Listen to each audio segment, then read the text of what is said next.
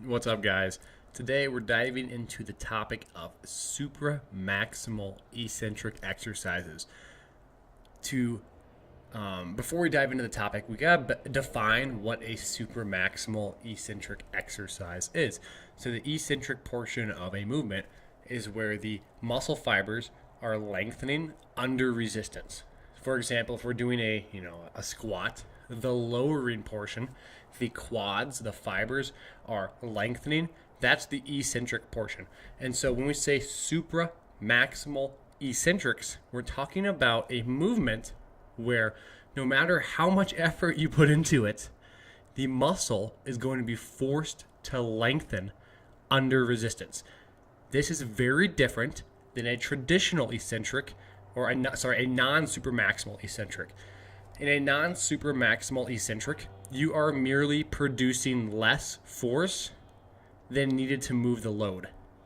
So if you take 25 pounds and you can curl 25 pounds just easy, right? If you raise it up for whatever concentrically portion, 1 second, you go down for 3 seconds, well, you could theoretically produce enough force if you really had to lift that weight back up.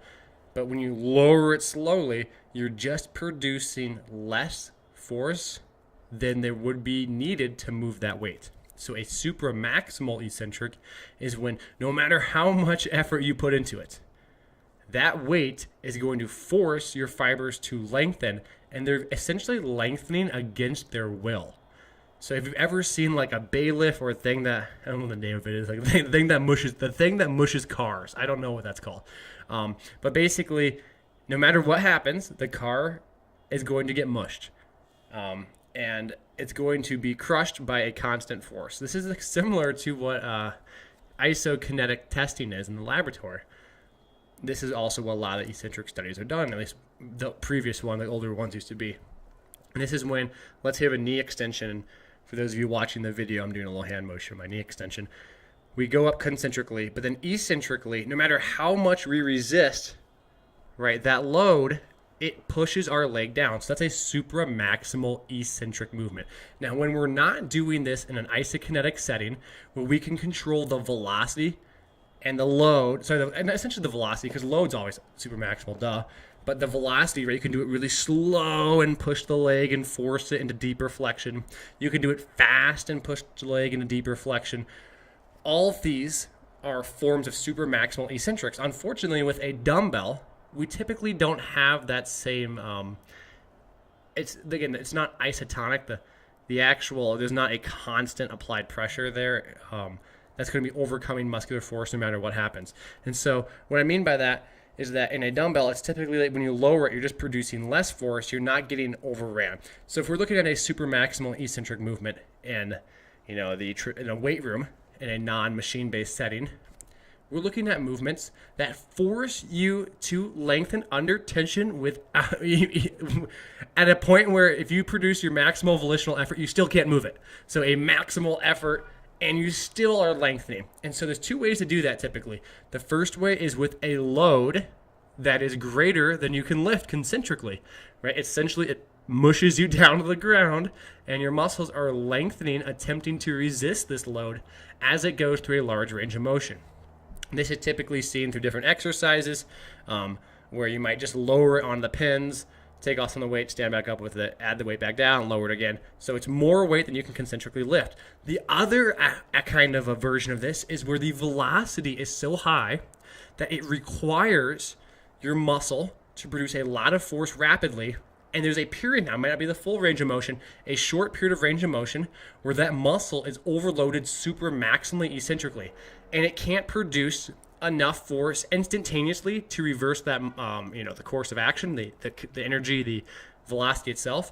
And so that's actually, in essence, a supramaximal eccentric, like a plyometric. You hit the ground, no matter how much force you produce, there's so much kinetic energy going on from the fall and so much momentum that you're not producing enough force instantaneously. So you're producing force as much as you can, but it's still not enough to stop the limb from moving. And so you have some eccentric lengthening under maximal volitional effort of the muscle itself.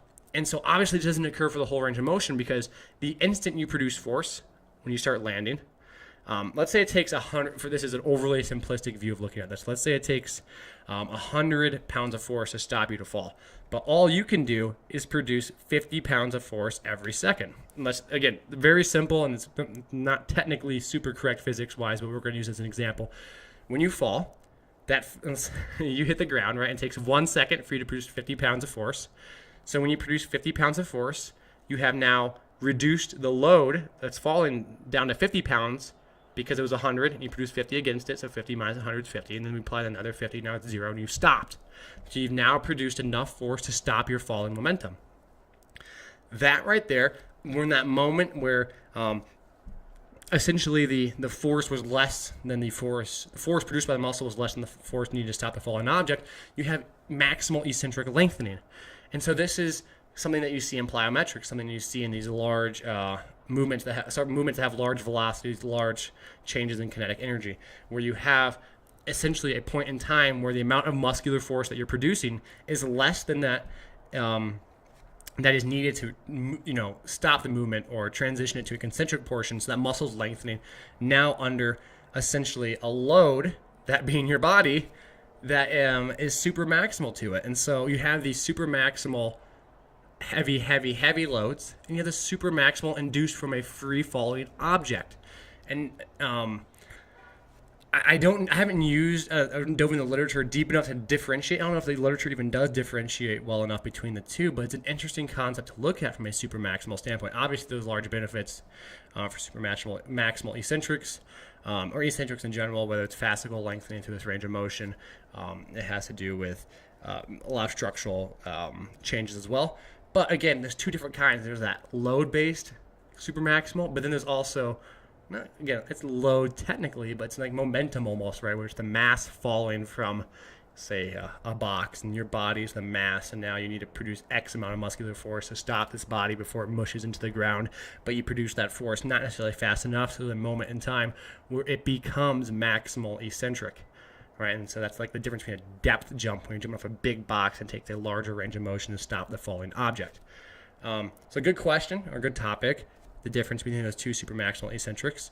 And I think there's a, not always talked about as the higher velocity version, because that is what takes place if you look at it from a pure mathematical standpoint of how much force can I produce instantaneously regarding the amount of force needed to stop my falling object. If my force I can produce instantaneously under maximal volitional effort is not enough, then I'm going to have some lengthening of the muscle fibers itself. Awesome, guys. Appreciate you listening, and take care.